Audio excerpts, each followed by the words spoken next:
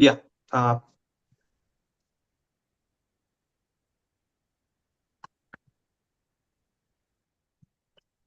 1 second.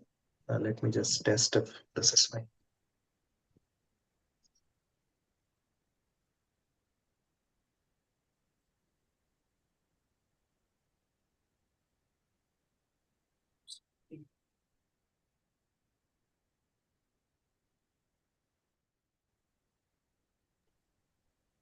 Sri Krishna sir, you are in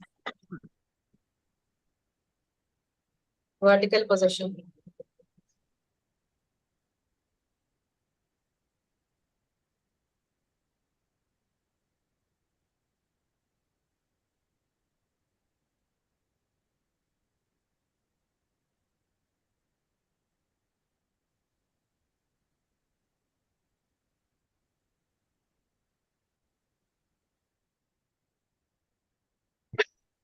Anita, you can hear me?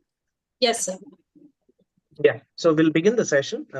On behalf of Indian Academy of Pediatrics, the Twin Cities branch, a very warm welcome to all who have joined in today live on YouTube and also are viewing the recorded session for a very exclusive session on parenting.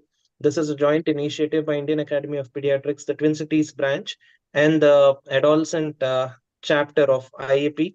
And I'll now request our president of IAP Twin Cities branch, Dr. Lakshman Garlapati sir, to say a few words. Dr. Lakshman sir, please. Yeah. Thank you, Dr. RSV. Yeah, I thank Dr. Anita and Dr. Himabindu for inviting this webinar on free parenting of the adolescent and in adolescent empowerment program. Actually, my apologies. I am still in the OPD. I cannot talk much also on this. Please go ahead with the program. And all my wishes and greetings to all of them who are joined in this group for the Diwali greetings. Over to RSV. Thank you, sir. Thank you. And on behalf of the team IAP Twin Cities branch, let me recommit ourselves for advocacy of child health. IAP has always been at the forefront when it comes to sharing very valuable information related to child health, and our commitment stays with Ahah chapter to ensure that we convey the right information directly to the parents. And I'm sure these sessions will be very useful for all of us. And now I hand it over to the team Ahah Hyderabad. Over to Dr. Anita, please. Thank you for the sweet introduction, Dr. Sri Krishna, and thank you, Lakshman sir, for your kind introductory words. May I now request Dr. M. Surendranath, our chairperson of Adolescent Health Academy of Hyderabad, to say a few words. Dr. Surendranath sir.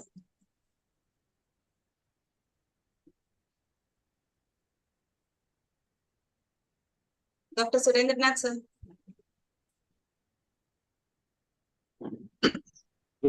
My internet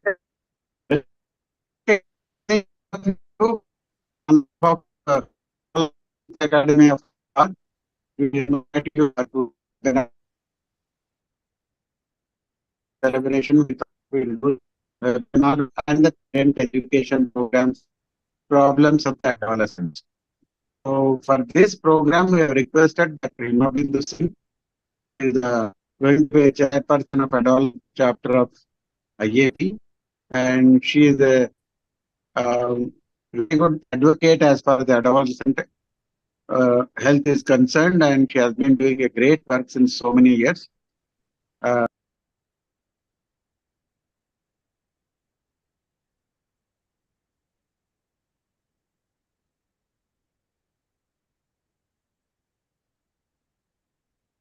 Hello.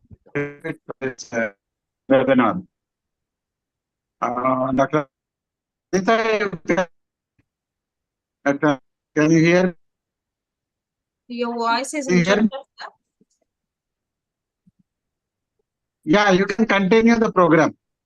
Okay, because the internet is not stable, I think you can continue the program. Thank you for the words of introduction, Dr. Surendranath sir. Now we move on to the session. Why do we need an adolescent parenting awareness workshop? So we know that adolescents go through a lot of things during their phases of adolescence, of early, middle, and late adolescence. parent-child relationship have significant and lasting impact on the brain development of the child, even during the adolescence. Not just the, there are two phases where the brain development and the physical and mental development is rapid. One is during the early child development, and the next is the adolescent phase. So during adolescent phase, whatever the adolescent phase experiences, he is going to impact his whole life. So both the parents and adolescents are affected by a range of personal, social, physical, mental issues during this phase. The parents have an impact on how adolescents interact with the complex interlinked factors like individual level, family level, peer, societal level, everything. And these impacts are going to stay for lifelong. So the positive parenting can alleviate the influence of negative external influences on adolescent development. And the parental practices definitely influence transmission of positive or negative incomes across the generations. That means not just during this, but the children of these adolescents in future may also have the same impact what they have now. These things will be carried for generations. So that is why we as advocates of child health and adolescent health want our adolescent generation to be healthier. Healthy in the sense, not just physically and not just mere absence of disease, but mentally, socially, emotionally, and spiritually a stronger brain for a better future. So with this introduction, I introduce our speaker, Dr. Himabindu Singh. Dr. Himabindu Singh is an adolescent expert and she has vast experience in adolescent health. She is presently working as a dean in the Dean of the Ramagundam Medical College and heads the Department of Neonatology and Pediatrics at Ramagundam Medical College. She was the nodal officer at UBA, which is a state-of-art excellence for adolescent health, which is attached to the Nilofer Institute of Child Health, Nilofer Hospital, Hyderabad. And she has many laurels to her credit. She was a UG and PG examiner. She worked as a president of IAP, Twin Cities branch, and president of NNF. And she was a convener for and technical advisory for many academic groups. And she has about 55 publications in national and international journals. And she is always a UG and PG examiner for a number of universities. And she was a faculty for many in many national and international conferences also. Welcome, Dr. Himabindu, ma'am. Welcome. Thank you, Anita. Thank you so much. And I invite Dr. Kezia, who's a professor of pediatrics at Mamata Medical College, Bachpally, to moderate this session. Dr. Kezia? Yeah. Good evening, everyone. Thank you for your kind introduction. At the outset, I would like to thank IAP and AHA Telangana for giving me this opportunity. As already mentioned, adolescence is a phase full of challenges. So parenting an adolescent is equally challenging. So parents need to understand the complete changes which are happening in the adolescent phase. And we live in a digital world where the world has changed from Gen X to Gen Y to millennial generation to Gen Z and now Gen Alpha. So adolescents, they look upon parents as role models. Hence, it's even more important that parents exhibit their best of character. One second, Dr. Kezia, just pause, please. There is an echo. Himabindu madam, there are two devices in one room. Devices, You can log off one of them, please.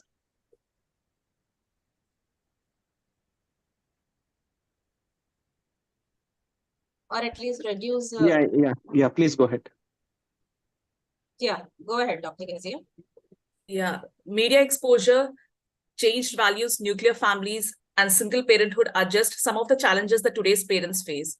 So without much further ado, I would like to proceed with the questions which are commonly encountered in the OP clinic as we hear from the parents. So the most frequently encountered question is, what is the average age of my child achieving puberty or getting mature? And after what age should I worry if my child hasn't attained puberty? Over to you, Himabindu ma'am. Thank you, Dr. Kezia. Actually, I would like to first thank the Iaptcb and Ahah. The Adolescent Health Academy. It is my, my hometown and my home branch, and they're doing excellent service, the office bearers. And all of them today, I think we are celebrating the Adolescent Week also, the Indian Academy of Pediatrics. So it's very apt that we discuss these issues and create more awareness among parents how to deal with adolescent issues. Now, the question what you asked is, what is the ideal age? See, earlier we used to see the girls and boys maturing around, 13 years or so, but nowadays the age of puberty is coming down with better nutrition and awareness. So we are really seeing girls who are started menstruating even at 10 years, 11 years. So there is a change, a shift. And 2 years, the difference between the girls and the boys is 2 years. So the girls mature first, or they develop the signs of puberty a little earlier than the boys. So the parents need to know this, and they have to prepare them to talk to them. And, the parents should have a nice line of communication, and especially to talk about puberty, sexuality, these issues. Our Indian parents are not comfortable. I should say most of the pediatricians also not very comfortable, but that we need to really train them. And because the children, the parents, the adolescents require this knowledge. They are very much curious to know what changes are happening in their body. And because normally we just tell them about hygiene, how to take care of their studies or hygiene, and then career. These are the 3 4 topics, the pet topics what normally parents talk with the children. But as a child grows into the trigger of puberty happens around 7 to 8 years, and then you can see the early signs of puberty. In the girls, it is like the breast enlargement or the chest changes will be there. So these are the signs when the parents see, especially for the mother. I think we have to tell them to start talking about growth. And when we demystify sexuality or the pubertal things. Puberty is something very for technically it is the doctors talk about it, but we can say it's growing up. Your child is now growing up, is becoming like an adult. So when it becomes very normal situation, every child in the family has to grow from child to adult. So we have to normalize this, and we have to break this myths, or the hesitation to talk on growing up, on especially on sexuality and puberty. So the parents need to talk to them, and when they see the early signs of puberty, the other stages of puberty will follow. So normally after the breast enlargement, there'll be hair changes in the genital area. Then there'll be height. Suddenly the children grow very, very, the height is 25% height gain is there, and the weight also doubles. So, and then the menstruation starts. So having menses is not the first change. In fact, is the last change. And therefore, normally the gap between the breast enlargement, we say technically, thelarchy to menarche is around, 6 months to 2 years. And that is the time when we should catch up with their growth also. So once the menarche is started, the epiphysis of the joints, they close, and the height gain is not much after that. So when we really look at the life cycle approach as doctors, we want that our children or the girls are quite well built, so that when they procreate, they should have healthy babies. So we should insist on the girl child nutrition, especially at this time. So these are the few things. It is a long topic, but then for the parents, at least we should make them aware, start talking about growing up changes, and when the pubertal signs start, talk to them about the next changes what they may have, and not to feel embarrassed about it. Accept those changes as a very pride thing, as a stage of life where they are growing up into like their mom or the dad. And for the boys, it is 2 years later. So they also have these changes. First is testicular enlargement. When they near the penile, even the penis will increase in size. And so when there's enlargement of the genitalia, they hardly feel shy. For the boys it is more difficult. At least for the girls, in Indian scenario, somebody is there to talk. But for the boys, no, hardly anybody talks about this changes, growth changes. So I really urge the parents to talk and empathize with these girls and boys. And the early signs for the boys also will be there, like the genital enlargement. Then the mustache comes in, the beard comes in. They also grow very tall. Suddenly there will be a growth spurt, the height spurt, and the weight gain is also there. Then they become little muscular, and then they also have night falls. What we say that ejaculations and all that. That is quite normal. We should normalize all these findings. So when we start talking very openly in the family, so the children will feel very comfortable. And otherwise, anyway, they are very curious. So they will look into websites, or they still talk about with their friends, and they may get wrong knowledge. So it is nice when the parents sit down and talk. That will be always better. And we pediatricians also should take up this role. So whenever they come for vaccination, they'll continue to come to us because we have been seeing them for last 10 years. So whenever they come to us, when they grow up, so please talk to them. How are you doing? Look at their height, weight, BMI, the sexual maturity rating. Scientifically, we tell them, we have to rate them actually. And then we can start talking about how to take care of these changes, how to accept them, how to ease them out. So I think we'll be comfortable with parents and next the pediatricians. So Yeah, very well explained, ma'am. The changes which occur during puberty, and especially for the parents to communicate to their children is very much important, and to make them feel comfortable. And it's equally important. So moving on to the next question, which is commonly asked. My teen is highly obsessed about his looks, about his body, and the way he dresses up. So is it normal, or should I be worried? I think it's quite normal. Even at this age, we want to look good, right? So, so at no age is the bar for looking good and smart. I think we should encourage that and appreciate. And actually, when the teens look best at that time, and that is the best age. We all say now there are so many poetry is there. A lot of songs are there in India regarding the teenage, and we should celebrate it. So. So when they're conscious, but we need to tell them that yes, you're growing up, but please accept your body image. So whatever you are the most beautiful or the most unique person in this world. So God has made us all differently. Some of us are dark, some of us are, fair, some of us are tall, some of us are short. So we're all different, we're all unique. So our hair, everything is decided by our genetics or the family traits. So accept it. So accept your body as how the God gives you, and make it, you can still, it is not only about how you look, it's how you conduct yourself is more important. So your personality, how you conduct yourself, you dress up nicely, you look hygienic and neat and clean, and you can always look better. And and then you can also learn how to talk from a forum wise nicely. So many people just don't look at the beauty. Sometimes they love the brains also. So we have to tell our adolescents that it's not just the looks, it's your personality which counts, overall personality. So try to build up a good personality, and all of us can do that.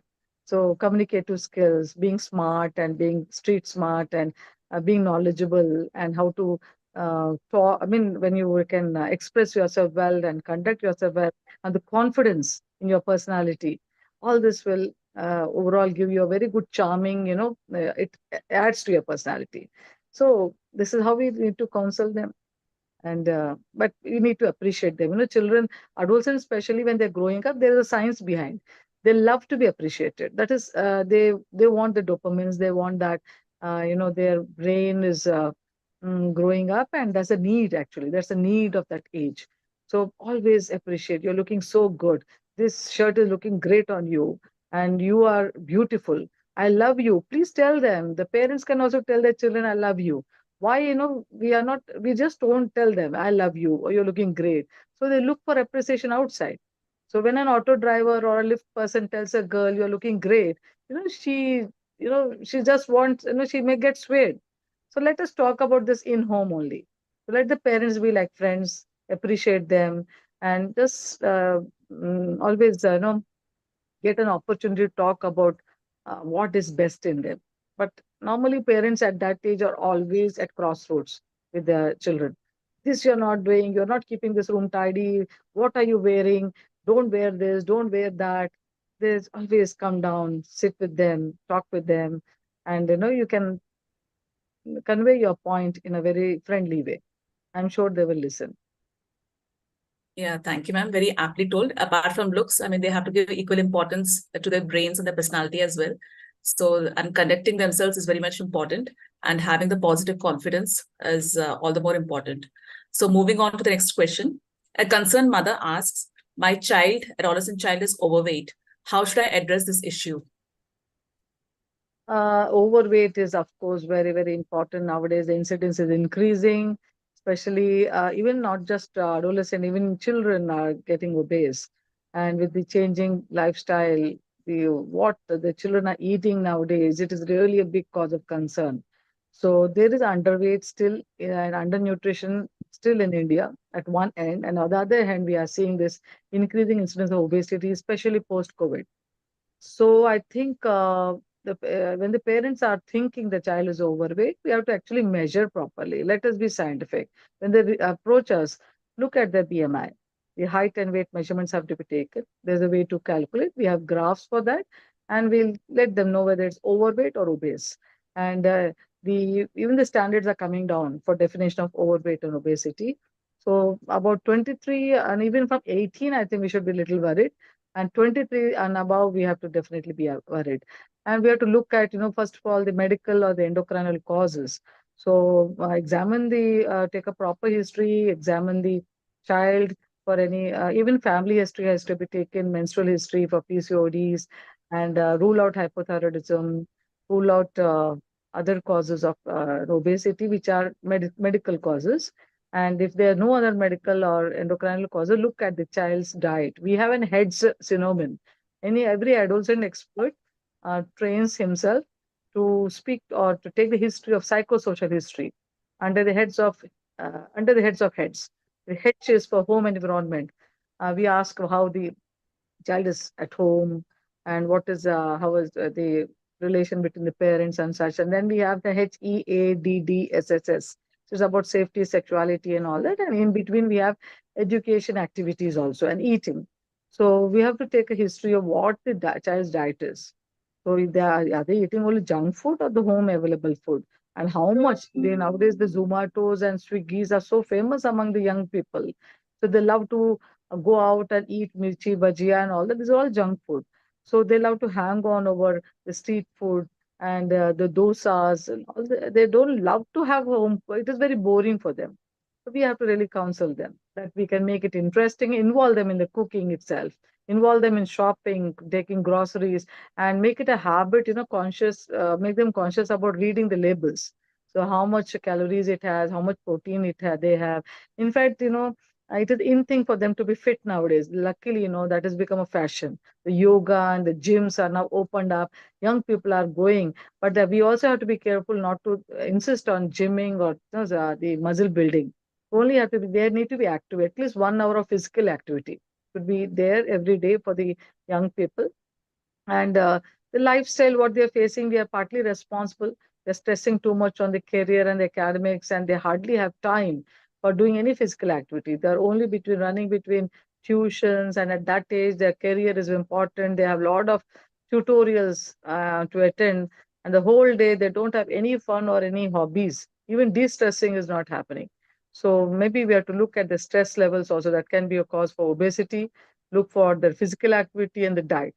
So we have to analyze and talk to the parents, and if possible, change their lifestyle and talk to both the parents and adolescent. In fact, we have to make the adolescent responsible for their own health. So it is not just the parents. So while talking to the adolescents, they love to be fit. Remember, they love to be beautiful or good or fit. Taking that physical or the psychological or the biological desire for that in that age, so we can tell them how they can be fit. So that will definitely be, I think they will take it, and they are very good once we are convinced. They will go.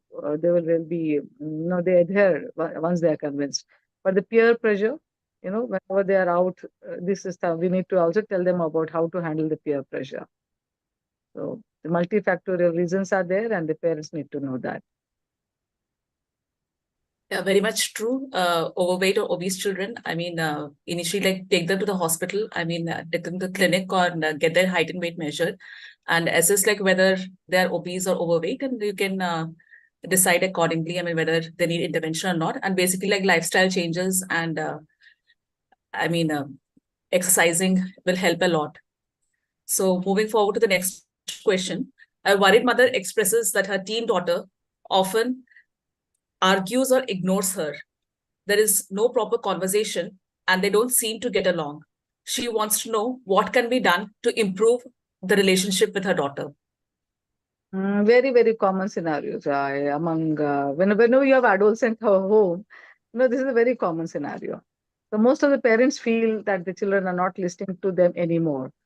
So we need to actually tell the parents that you need to change the parenting style. And we have different parenting styles. Parenting nowadays is actually a science. It was always a science, but we had many other buffing system earlier. We had a large families. We had many people to take care. Now with nuclear families and working parents, it is really becoming difficult, and parents need to relearn now how to parent. So parenting is an art actually. It's an art and science. So when the children are small, we need to nurture them. It is nutrition, emotional nurturing, and ensure that they're secure and safe.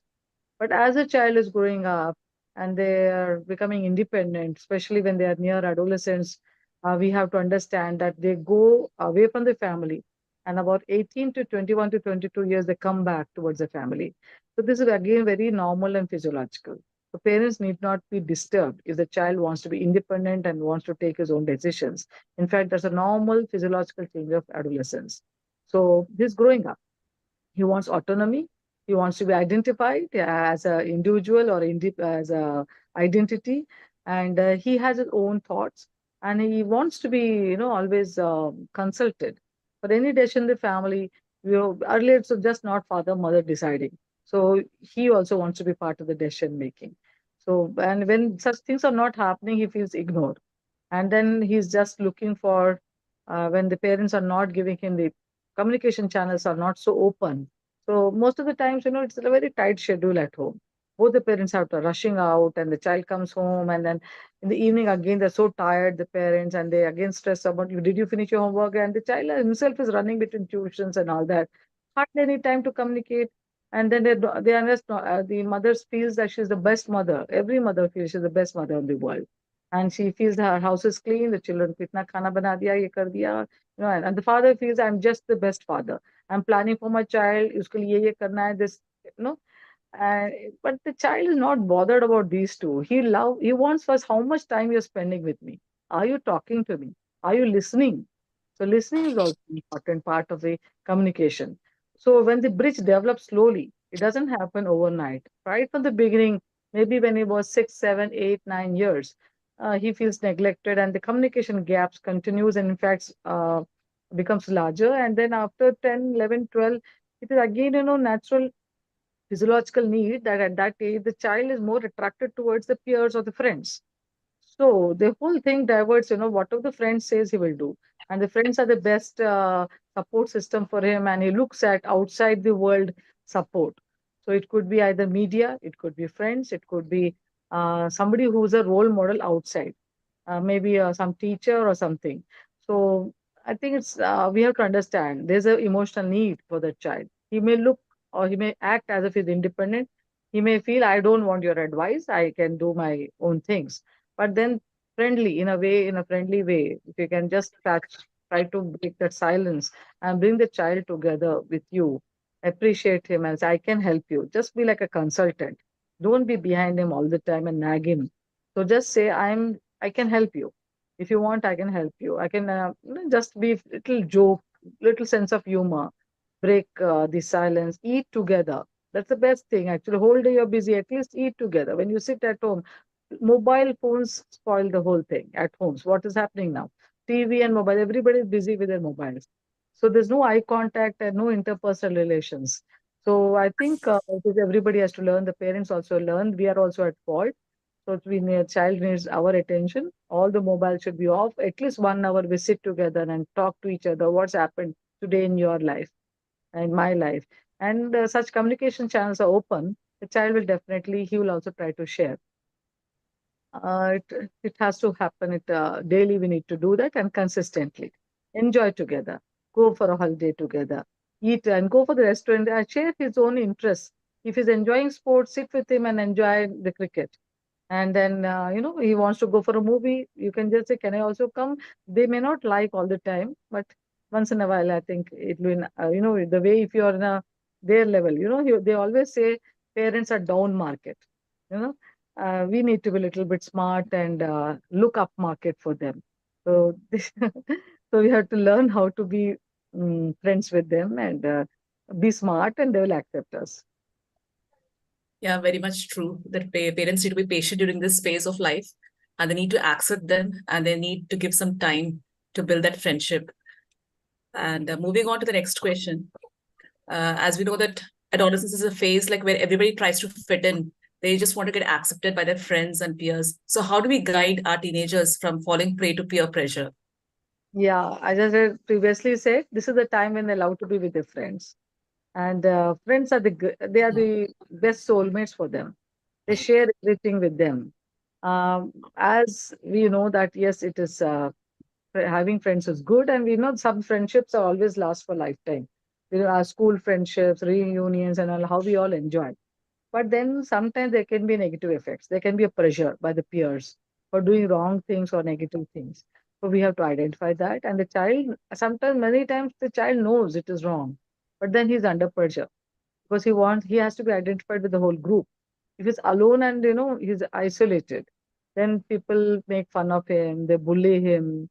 Yeah, you're just sissy, you're not like this, and he's under the pressure to be not outcasted, and he wants to be in that group. So we have to, the whole, I think, peer pressure, how to say no is the first thing we have to teach them. These are all life skills. And there are many life skills. Some of them are, I would say that, creating awareness about the own problem the child is having, and then how to empathize, how to make a good decision, how to cope up with emotions, stress, etc., and how to, say no. This is also one life skill.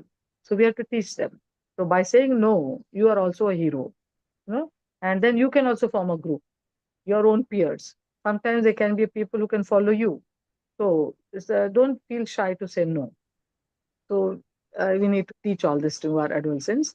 And whenever there's a pressure regarding, especially the pressure will be about substance abuse, and you can ask any adolescent or any adult, what is the time when you had the first drink or the smoke?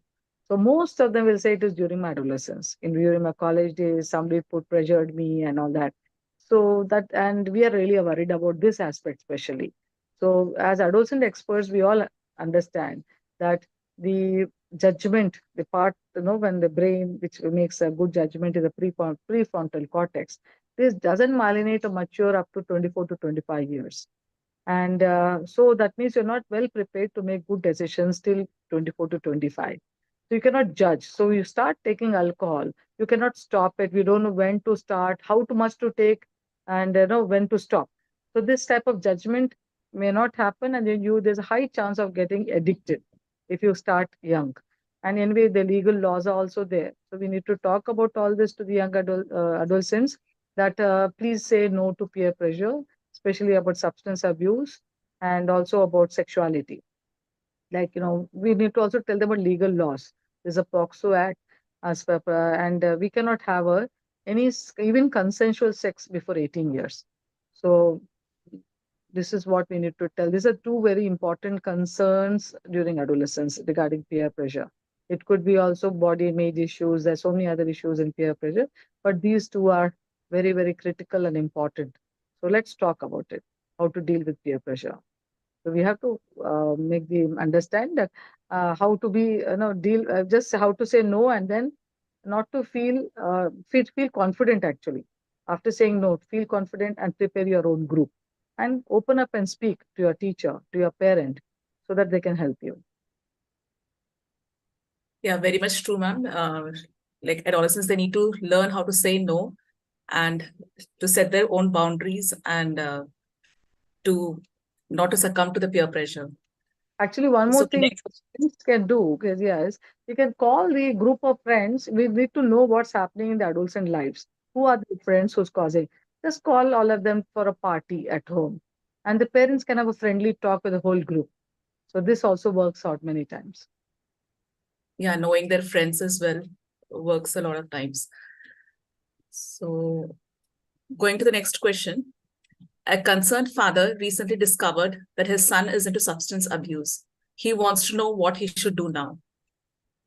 Very, very, again, common situation. So sometimes, we are in denial stage. All parents think my child will not do this, and it's always the other children who are doing all the wrong things in this world. So, but our child can also be, because he's also going through the same phase of the period. And remember our own teenage. So we never should forget our own age when we also had a high risk behavior. So it is very, again, physiological and normal to have a high risk behavior during that age. So one high risk behavior is, experimenting with drugs and alcohol and smoking. So once the parent is suspecting, he should actually, when they don't open up easily, adolescents, and we do this heads again, HEADDSSS, where S is about sexuality and even about substance abuse. So we have open-ended questions, we have indirect questions. We ask them, what do you do at leisure time? What is your, how do you relax yourself, or what do you enjoy with friends? What do you normally do? So they say, normally my friends smoke. You will not accept that he's smoking, but you should have high degree of suspicion. Slowly, when you should develop a good rapport with the adolescent class.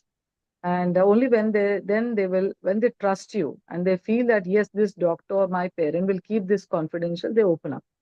So that type of trust we need to develop the adolescent. They open up, and once we are sure, and he himself admits that yes, he's taking, or there can be indirect markers sometimes.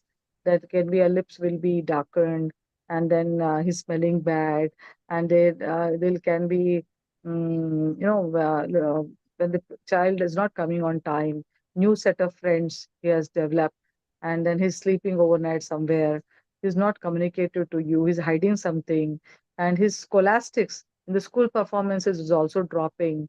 So these are certain subtle signs. And when or some stealing also is happening, money is being robbed from this place, from your purse or from somewhere. So, and when you look at, when you watch such things, you have to really suspect. So then you have to break the silence. Talk to the child. If he's not opening up, the parent can bring to a adolescent expert. Or we also have experts in psychiatry who can deal with, this addiction and de-addiction programs are there. So we have to really grade them first.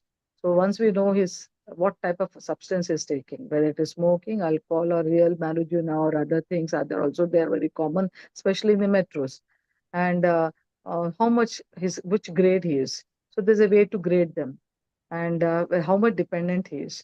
And then scientifically they go, and then if it is early stage, we just counsel them. And then we also do CBT program, that is cognitive behavior therapy. This is a way of, it's a therapeutic psychologists do that. Even we can be trained and apply this. So we appreciate his behavior for whenever there's a motivational the counseling also. There's a rational motivational therapy is also there. So different types of counseling techniques are there. So by which we motivate the adolescent to come out. So if he accepts and he wants to come out, it's easy. So we tell them, so if you, whenever you find, we urge to have the next time you want to take, so how he can divert himself, some ways, and to, like, we can say, you start going for a tennis session, or divert himself to something very aggressive. He cannot be at home and keep on, we have to send him out of that situation, or divert him totally into a very aggressive sport or something where he's totally involved. So some tips like that can help. Or then then and whenever he's doing something nice and that urge he has overcome, always appreciate him and his behavior. So appreciating his behavior and counseling him and motivating, and the whole family should be supportive.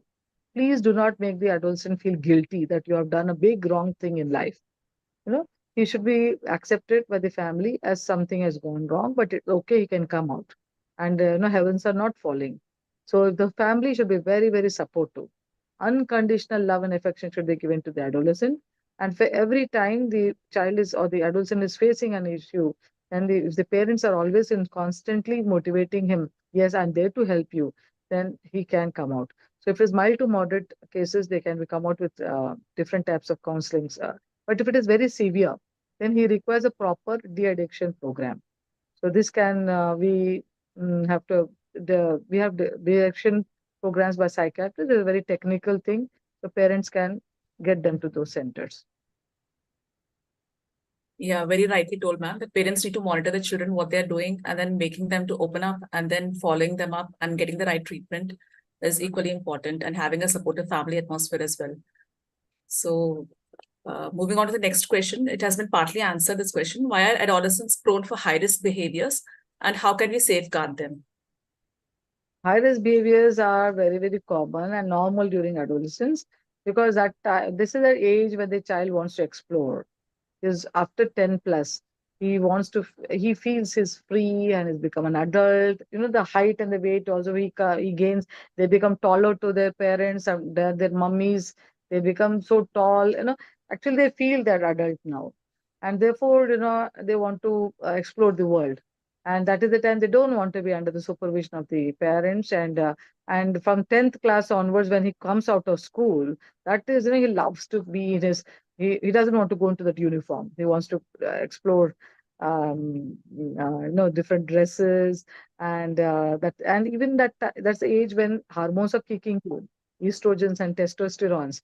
There's an attraction being developed with opposite sex or the same sex also. So when these things are happening, they want to explore. So exploring not just the freedom, they want to explore the enjoying life, and they want to explore sexuality, they want to explore everything. So the high risk, and this the you can see, the speeding on the vehicles, the speed thrills them, and substance, taking the first alcohol or the smoking. Even they would like to have sex and just experiment themselves to know how the curious, what is it actually. So if you don't tell them what are the dangers with this, and talk to them that you can park all these feelings till you are 24, 25, when you are yourself. It is normal to have those feelings. First, accept that it is normal to have those feelings, to explore. But then if you can park all these things till 24 to 25 and, protect yourself, then you can have, always the whole life is ahead of you. You can always do all these things later also. So high risk behavior is very common. And first accepting that it is there, it is a part of the age itself, and the parents and the pediatricians, like all of us, should be able to support them by counseling them to identify the high-risk behavior and how to prevent, how to say no again for the first time, and how to park those feelings, and how to go get along. So this is very, very important. You have to tell them. Sometimes even if they say no, they would like to still experiment with sex. So we have to tell them about prevention of pregnancy, prevention of HIV, how to have safe sexual contacts. All knowledge also should be given to at least an older adolescent. So in spite of saying no, still they may experiment, but we want them to be safe and healthy. So there's nothing wrong in actually giving them knowledge about a whole range of sexuality, right from saying no to how to protect themselves. And in case there's some contact, accidentally, even talk to them about emergency contraception. So all this facility should be available in adolescent-friendly clinics, or all the pediatricians who want to really help the adolescents should learn how to be, first of all, talk to them, how to be adolescent-friendly. They need to change their pattern of seeing children. Now they're seeing young adults, and keep all the services in their clinic. So hardly any services are available for the adolescents where they can walk in and get this knowledge. So I hope all our pediatricians can little train themselves how to deal with adolescents, and they also empower the parents so that our adolescents can approach them for help. Yeah, very well explained, ma'am. And this leads to the next question. At what age should parents discuss about dating, relationships, and even give sex education? I think from 10 plus, at least in India. We are not behind any, even Americans, or we always feel we are conservative, but statistics show that most of adolescents, many of them are sexually active. So even marriage doesn't, is not very important nowadays for young generation. So though we are very conservative, traditional, still many of our young generations nowadays, there's a change in their thinking. We cannot really, change will always be there. We have to accept the change. So our new generation are very, very practical. They're very intelligent, smart, and they are actually down. They are very, very, they don't, they're not hypocrites. They don't feign themselves. They'll just tell you on their face what they are feeling. So I think they are very smart and we should train them. And your question is how to talk to them about sexuality and when. So and let's just start asking questions, not just the age. Even at 7, 8 years, if they start asking questions, that is the time we should start talking to them. And we should, in fact, take the opportunity when they start asking questions like, why am I, uh, sometimes the boys, I don't know, they are not open up with their, neither their father and the mother, but they should be able to ask this, why my, sometimes they penile, they get erections. So talk to them about, yes, it is normal, and then how to deal with it, ejaculations. And then growing up, sometimes the girl may say something is, the chest changes are there, the enlargement of the breast is there. That is the time you can start talking to them. This is normal, and you will become like me, my mother. They can all see the mother, how she is. So just to normalize, demystify sexuality. Make it like a family life education. It's like growing up. You are born as a child, you have to become an adult, you have to procreate, you will have a family life. If that's up to again a wish, don't force the child thinking that marriage is mandatory. Don't force the child that you have to procreate children. This is actually becoming a pressure. New generation doesn't want that. They want to be free and take their own decisions. Respect them. It's okay. So we can start talking when they ask questions, and at least by 10 years beyond, I think we should make little proactively talk about it. So I make it in Yuva when I was in Nilofa Hospital. So we used to design this program between 10 to 14 years. We talk about growth, nutrition, and hygiene. But after 14 to 15, we definitely talk about high risk behavior, including sexuality. So when they can have, how to protect themselves, all these things we'll be talking to them as an anticipatory guidance. Many of our young adults are very shy, they don't open up. So they'll be seeking knowledge through net or through friends. So it's better we give them some, when they can walk into a clinic, posters are around. There could be some, you can put it on your some key messages, and they can silently read through when in your clinic when they're waiting in their waiting room, and actually you have to tell, I am available for you. I can speak all this. I have knowledge about all this, and you can consult me on all these things. So at least display that you are now an adolescent physician. So they may come and, but one thing is you need to maintain confidentiality and ensure privacy. And then only they can, and develop a rapport with them. So that is called adolescent friendly. These are WHO criteria. So not all pediatricians or physicians are really adolescent friendly. So they don't open up with them. So once you are adolescent friendly, they open up and you can talk about all these things. And the parents should, even the small opportunities like, some news items can come about rape, or somebody is giving, they all see that their teacher's becoming pregnant and gives birth to a baby. So they're all seeing in the TV also number of ads are there. So you can take that moment to talk about sexuality. You can say, I don't agree. What is your opinion on this? Stimulate a discussion with the adolescent. So why this has happened? What do you think that that girl should have done? Or the boy, why is he doing like that? What do you think? So just stimulate, and then the child may open up.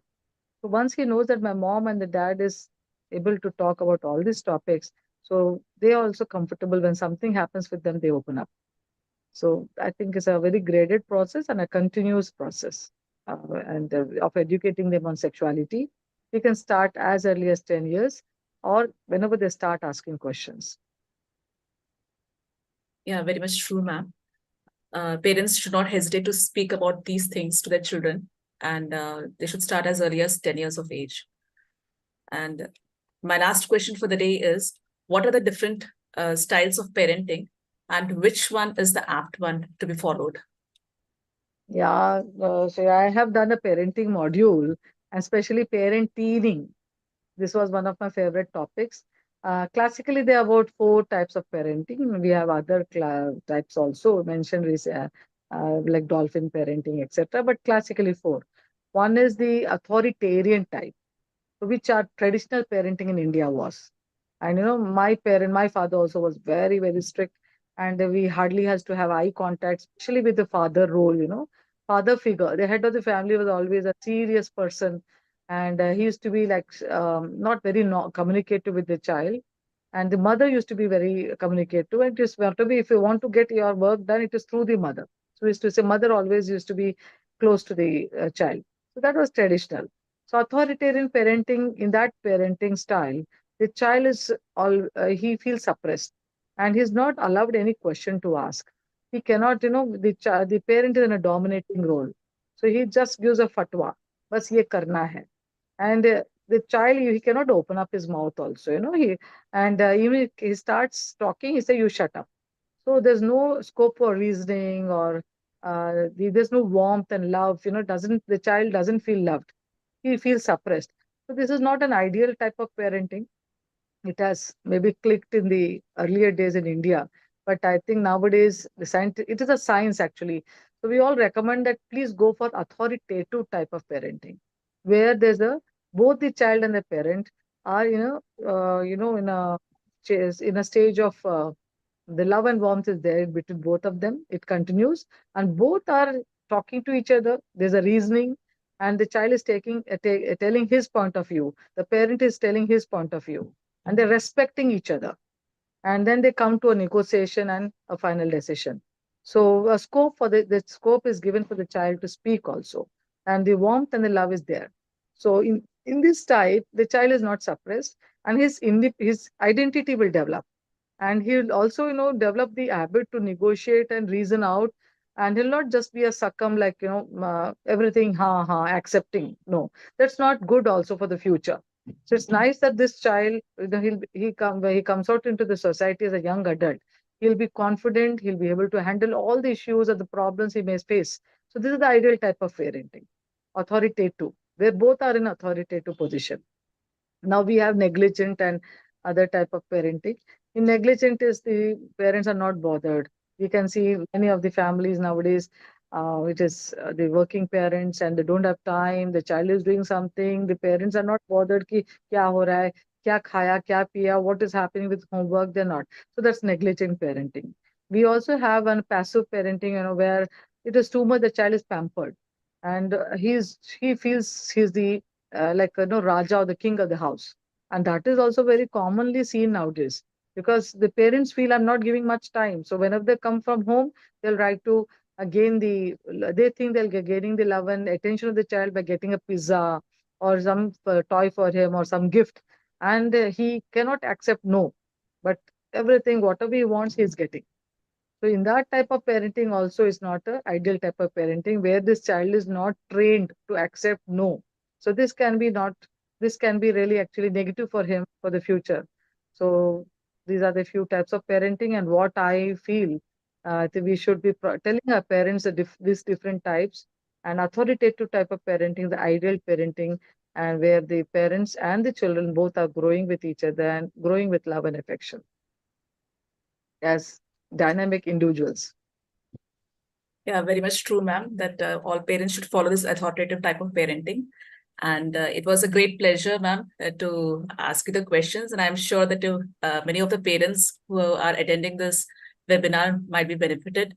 And you have thrown light on so many aspects of the adolescent phase. And it was a real great pleasure to ask you the questions. Over to you, Anita. You're Thank looking. you, Dr. Kezia. Thank you, Dr. Kezia, for wonderfully moderating the session. Ma'am, we have just a few questions in the chat box. One parent is asking, my child is very sensitive and gets scared. How to get rid of this? Again, it depends on what parenting style you are using. Please do not suppress the child, and just talk to him what is scared with he or she. So by just giving a hug for the child, and just saying that I am there for you, and spending time, the child may not open up on the first instance. There must be something which is maybe a bullying in the school, or maybe there was really even sexual abuse, or maybe some issue may be there which is disturbing her or him. So once you sit down and that rapport develops, and you say, I am there for you unconditionally, and don't judge the character of the child. This is one thing. Being non-judgmental is extremely essential. So judging that you have done this wrong, right, and making the child guilty, they will not open up. So if they are sensitive means, crying or maybe not opening up, I think it is again spending time and making them feel confident. I'm there for you. Please open up and talk to me. And you also, when you also open up with them, they will also open up. So over a period of time, please develop a good communication channel with the child, and develop. The child should feel confident that you will be like you will not judge the child, and you should maintain confidentiality. No, don't make fun of the child, and help the child emotionally and in all ways. So they'll definitely open up. And it all depends on what she's scared of. Yeah, that will come only when you talk. First evaluate what she's scared of and then act accordingly. Isn't it? And another question is, my teenage child doesn't want to take breakfast, eat lunch, eats lunch very less. He has some body image issues, and how to handle it. He or she? He. Yeah, it's normally, we see that girls are very conscious and very thin, and zero size is what's very become famous with Karina and all that earlier. And then Vidya Balan made it one size. So body image is a very, very big thing during that adolescent age. And yes, missing the breakfast is very, very common among the adolescents. So, and that's where we are again going to take a big role to talk to them that the breakfast is the most important meal in the day. So we have to tell our adolescents not to miss the breakfast and to have a healthy breakfast. So that should be like, a big meal, healthy meal with all proteins and healthy carbs and the micronutrients. And, that will be, how do we talk about good nutrition is make them feel, they are not just very boring, ki palak khao, green, no, all that. Just telling your skin will glow. You will do good in your mathematics. You will do well in your sports. Once you develop good stamina, these things will, very appealing messages we need to tell them. Because they're fasting overnight and early morning, when they don't take good breakfast, they may not be giving good attention in the class. So their attention or the grasping power will come down, and they all want to do good in studies, most of them at least. So we have to tell them, relate them to their marks, to their performance in their studies, and this. Then I think that's they will listen. But we are also responsible. Now there are so many tuitions. 5 basis se tuition laga hai, to yeah, the child will not be able to take good breakfast, and they'll have to rush between. So look at whether they have enough time to take a breakfast. Pack them good these things, and involve them in the kitchen. So otherwise they will be eating only outside food. So I think and a realistic evaluation of their body, BMI, and assessment of their appropriate, whether it is dysmorphism or really overweight, and alternative ways to lose weight instead of skipping breakfast, that should be encouraged, isn't it? Yes. Then next question is, my son, 13 years, is sincere but is drawn to mobile watching, YouTube shorts, and plays games on laptop. How to deal with that? Why only adults and all of us do that? Everybody just Colleagues sitting in the corner. games, we are into something else. Always on the mobile, most of us, yeah. Very, very, very, very attractive, yet it's a great addiction. So, but we all have to realize that, it never ends. Keep on looking at those reels. There's no end to it. And then, they sometimes compromise on the sleep time, the study time, even all the routine is disturbed. So how to deal with it? Even the parents should be role model. In the whole family, all of us should have some no mobile time. Keep the mobiles off, and then switch off your mobile, sit with each other. There should be certain zone. I think we all have to have some rules in your family. So having a family rule that all of us will do that consistently, not one day. Every day, all of us, this time, all the mobiles will be off during our dinner or sleeping time. Fix all that. So on we also do that, they'll definitely, follow. So it again goes slowly. It doesn't happen overnight. So we all have to have certain rule and be consistent on that, and be role models to it. And we have to also know. And they also know ki too much of mobile, what happens. They also know, but they just don't have that. Same person is saying he understands too much mobile digital gaming is bad, but still can't himself away from this for a long time. So how to teach him importance of discipline?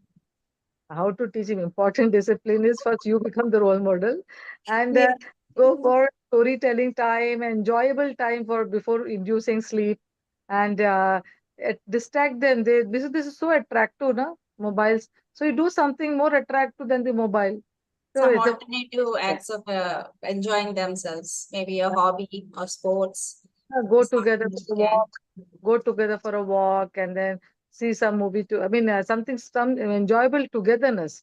If you can also make it appealing to the child, he can definitely slowly at least drop this time. The duration will come down, and engage him, involve him in other activities. Yeah, and he knows, but still can't keep himself away from this means, and you have to evaluate whether this is affecting his day-to-day routine and his scholastic performance also. If that is affected, then definitely it is pathological. You have to act on it. Yes, You have to that's consider. physiological, but we all know now the screen time is now just restricted to 2 hours, not more than that, including your computer, everything. So Yes. the guidelines given by our academy also. So we have to propagate this. And you can try some token method or a positive reinforcement schedule also. You can, Mr. Prateek Sinha, yeah, you can use the token method where you have a calendar and there's so many days of limited screen time will give you can give an incentive or a gift which is long for this method you can use to put some targets. It should be togetherness, going for walks and not chocolates or again junk food. So you have to be very clear about what incentive you're giving. Yeah, Yeah. to reinforcement, And yes. yeah, and Karuna, Mandap Karuna has asked how parents should stress on gadget hygiene and be a role model to improve life skills. Of course, you have answered your own question. Be a role model.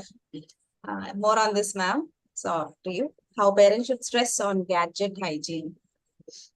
How parents How should we should be the role models. How the parents should be the role models. their parents should be the role models, everybody, and you can also involve the peers. All the have some frequent parties, call the people at home, their friends at home, and make them understand the rule. So if they can be change agents. They can become change agents if you really motivate them properly. They can. So the pros and cons, please talk to them and make a rule by involving them. Okay, so let us all have a rule in this family. So not you don't put the rule, make them part of that rule. So putting rules in the family, being consistent, being role models, these are certain ways. Yes. Just a few words on how to impart appropriate positive life skills in adolescence. How to propagate. Life skills, I think, should be started right from childhood, or once they start understanding, about themselves, and it continues throughout life. It is not just for adolescents. Even I have learned a lot doing adolescent, medicine, and then I've been trained on this. So I've learned, and it actually helped me to become a good person or personality, and I'm able to deal with a lot of challenges in life because I've got certain life skills which I inculcated. So it is, 10 life skills that WHO says, and some of them already mentioned. Being self-aware, it is very, very important. If you're angry, you should be aware. You should be aware. Yes, I'm getting angry. So one example. So being self-aware of what you're going through is one of the important life skill. Then second, how to deal with it, cope up with emotions, stress. These things also is a life skill, and there are different ways. This is all as a big workshops are happening, and we have the 2 day workshops, even full day program, even Adult Health Academy recently, Amritsar, we had it. So it is like we give examples and teach them in certain situations, like how to cope up with emotion, how to keep up with stress. So how to de-stress yourself and how to the breathing techniques or yoga and other things. So that we teach them about this life skill. Then how to make a good decision. So we teach them that what are the various options you have now. You are not able to make a good decision. So if you make this number one, two, three choices you have, for each decision we say pros and cons. Then ultimately we actually empower them to make their own decision. Please do not make the decision for them. You should not be able to do. We should actually empower them so that slowly they learn how to make good decisions next time. They should not be coming to you every time. So making good decisions is also a life skill. And then likewise, we have interpersonal communication, how to respect each other, empathize with each other, and creative thinking, critical thinking are also very important life skills. So in case you're in trouble, so you have to analyze why this has happened with me. So critically analyzing, that will help you to work better next time. Then creative thinking, there's a problem, challenge, how to overcome. Now if the traffic jam is there, I'm not able to go further and I have to reach the exam center. So how do you leave your car, go by walk or scooter, or these are the various other ways. Because if you think creatively, new ideas will come. So then this is will help you to face this challenge. So these are the few life skills we can teach the adolescent, and they are very, very important. This is actually like your social vaccine. So all of us are, pediatricians are well versed with vaccines. So we want to give this vaccine, that's vaccine for different diseases. But for this is a social vaccine, life skills. It helps you to deal with high risk behavior, how to say no, and then it also protects you. So life skills helps you to face challenges in life and how to deal with various problems that you can face.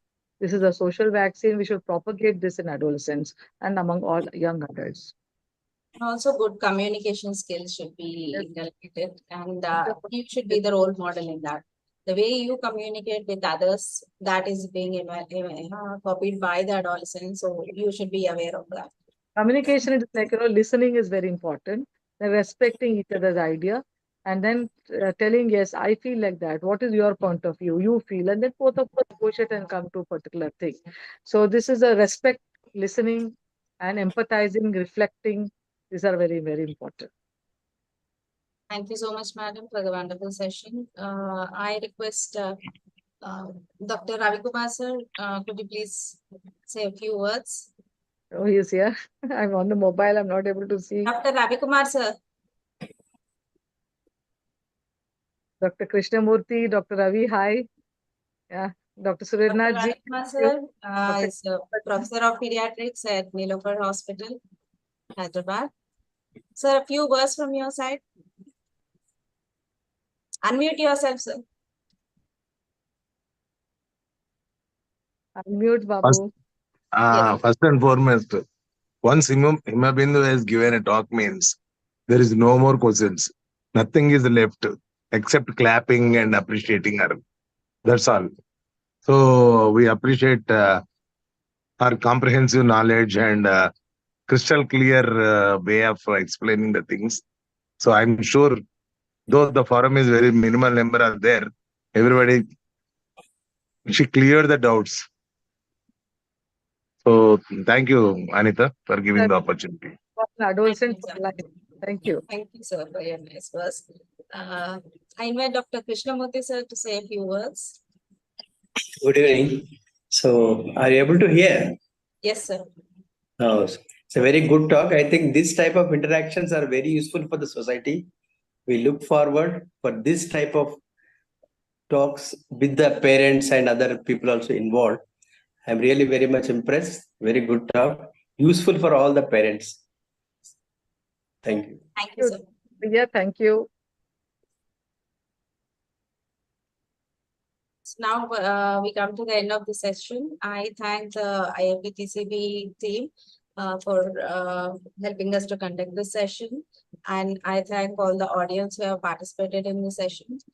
And I thank our speaker, Dr. Himabindu, for clearing all the doubts and making the session wonderful. Thank you, Dr. Kezia, for wonderfully moderating the session. Thank you one and all for attending this. Now I end the session. Thank you, sir. I would like to really thank Dr. Surendra, President of Ahah. Thank you, Himabindu. Thank you, sir, Surendra ji. Thank you. It was wonderful to listen to you. Wonderful to work on this platform always.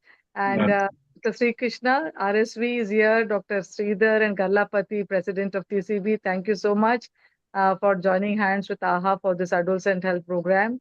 And I can see the young Acacia. Wonderful. I'm really excited to see you, and I hope you carry this adolescent issues forward in Hyderabad, and we have set this AHA here, and we'll have to go for the state level also. I hope Anita will take we'll have some discussions on that. Yes. Thank you. Yeah, sure, ma'am. Thank you so much. Yeah, they are 25% of our population. They really need us. All of us, let us resolve to help them. Thank you. Sure, ma'am. Thank you. Now I end the session. Thank you once again, and good night, everyone. Thank you. Yeah, Bye-bye. thank you, everyone. Good night.